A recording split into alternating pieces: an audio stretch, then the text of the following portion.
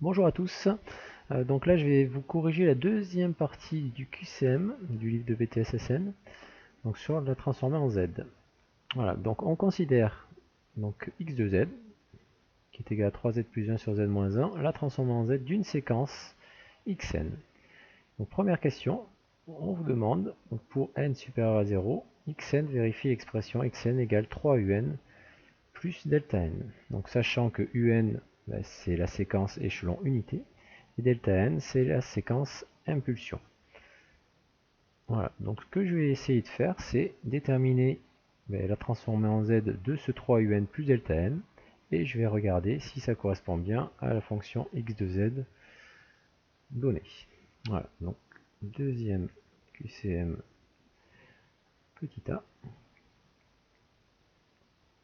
Donc 3un plus delta n, si on fait la transforme en z de ceci, on va avoir 3 fois u de z plus delta de z. Donc ça va transformer en z de la séquence unité, donc j'appelle u de z, et grande delta z, la transformer en z de la séquence impulsion. Voilà, donc si vous regardez dans votre cours, la transformer en z, u de z, c'est z sur z-1. Et la transforme en z de la séquence impulsion, c'est 1. Donc on obtient 3z sur z-1.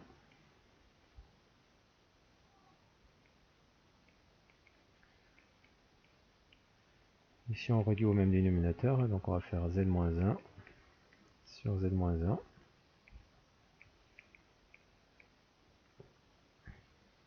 Et donc on obtient l'expression, donc 3z plus z, ça fera 4z, moins 1 au numérateur. Et donc au dénominateur, on aura z-1, tout simplement.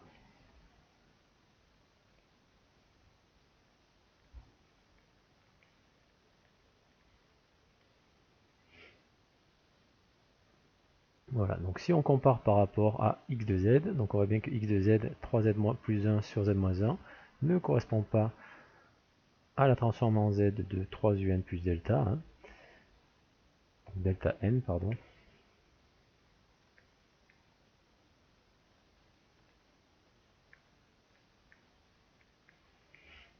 Donc la première affirmation est fausse.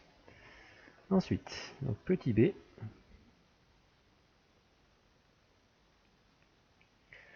donc on vous demande la valeur initiale x0 qui correspond à cette séquence. Donc on connaît grand X de z et on cherche x0, ça veut dire que la valeur de xn lorsque n est égal à 0. Donc on va utiliser pour ceci le théorème de la valeur initiale. Donc le théorème de la valeur initiale.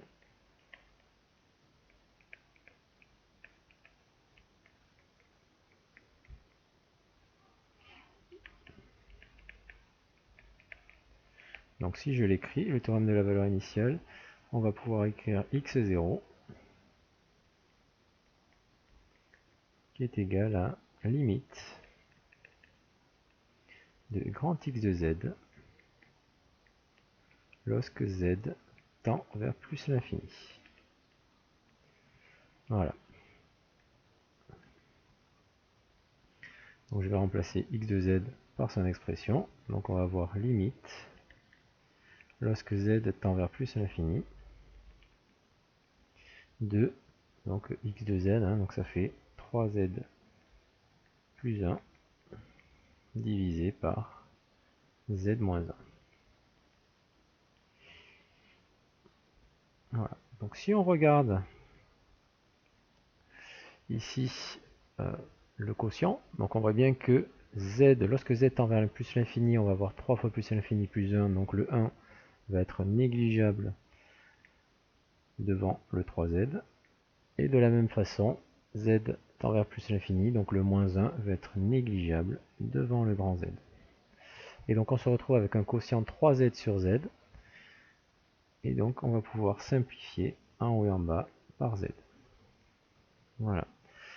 Donc ce qui fait que au final, x0, lorsque z tend vers l'infini, on va se retrouver avec limite de z limite de 3 lorsque z tend vers plus l'infini. Et donc x0 sera égal à 3. Voilà, donc x0 égale 3. Donc on a bien ici le petit b qui va être une réponse correcte. Donc on va pouvoir cocher ici le petit b.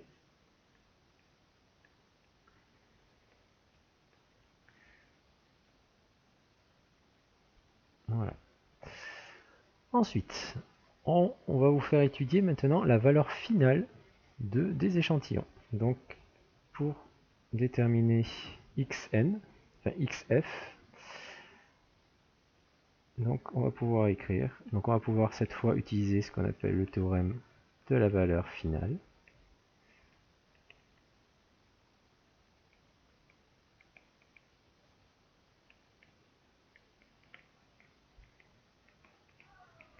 Et donc le théorème de la valeur finale, on va pouvoir écrire xf, x final, donc qui est égal à la limite de xn lorsque n tend vers l'infini. Et donc par définition, ça va être égal à la limite de z-1 fois x de z lorsque z tend vers 1. Voilà. Donc pour pouvoir exprimer xf, donc je vais remplacer x de z par son expression. Donc xf, ça va être égal à la limite lorsque z tend vers 1, donc de z-1